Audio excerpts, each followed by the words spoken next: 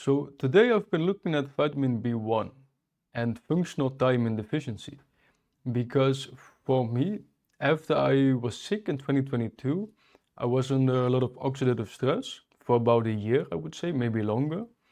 And after that, so for the past, so a year ago, 2 years ago, I never really felt like myself, right? So what I mainly noticed was that I felt that my real self was trapped in there somewhere and I couldn't really get it out. Like when I was in a personal, like a social interaction, I felt like I was in there somehow, looking at myself, acting, and I was kind of acting in a way. I could feel myself sitting in, looking at at how I was acting. It's a very interesting thing because I don't think if you've never had this, you probably think like, what the hell is this man talking about right now? It seems that it's called depersonalization, and it's one of the main symptoms I have when I get into something that triggers I think it's triggering my mast cells. So when I eat something or I drink something that is not totally clean for me, and then this depersonalization happens, which for me is one of the most annoying symptoms, to be honest, because first of all, it gives me a lot of anxiety. Second of all, I hate to not have my real self out there, interacting with the world. And one thing, so I've had this was basically going on for a long time without me really even being aware that it was going on because it was just low grade constantly for 1 to 2 years after I got sick. And the one thing that made a massive difference was vitamin B1, so thiamine. And I started taking thiamine last year around, I don't know, like October, something like that. And it made a massive difference in week 1, just for these kind of symptoms that I was talking about, depersonalization, anxiety, not feeling like my real self, mainly that. I felt like I kind of unlocked a big part of my real self. I never really dug into the mechanism of why that was. So what is the reason that thiamine made me feel so good? And what was the reason that I needed this thiamine, this vitamin B1?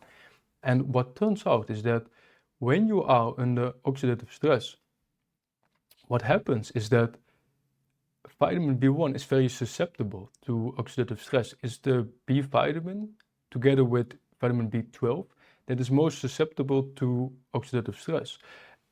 So your body has about a 20 milligrams to 30 milligrams reserve of thiamine that it can use. And when you are under oxidative stress, the usable form of thiamine turns into a oxidized unusable form called thiamine disulfide, I think. So it's a disulfide form. It doesn't really matter. It's just important that you cannot use this form for any reactions in the body. It's also not cleared efficiently.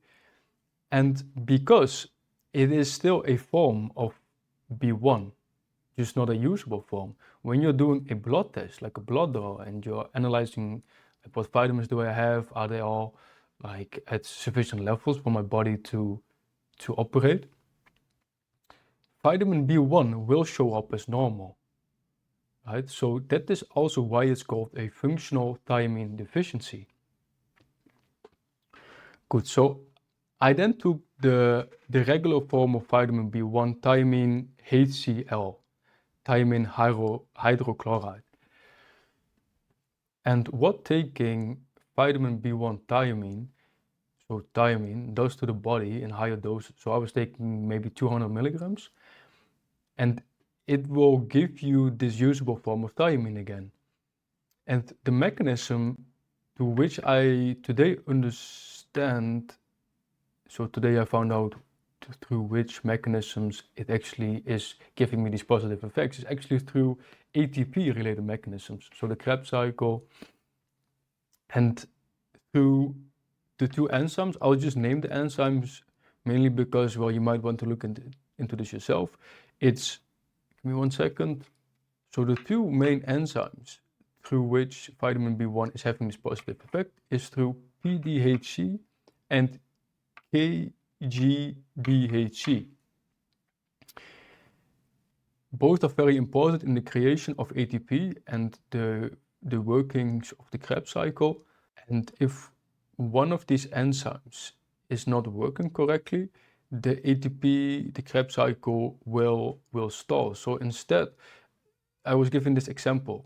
Instead of you making your glucose turning into ATP, giving you 30 molecules of ATP, it will then not go through the Krebs cycle, and it will only give you 2 usable ATP molecules, there's a massive difference, of course, right?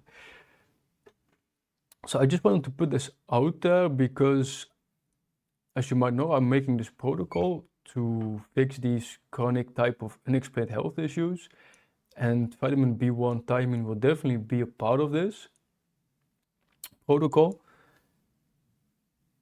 And well, if you might want to try this out yourself. It's a very safe way to test if ATP and the Krebs cycle have any relation to the symptoms you're having, right?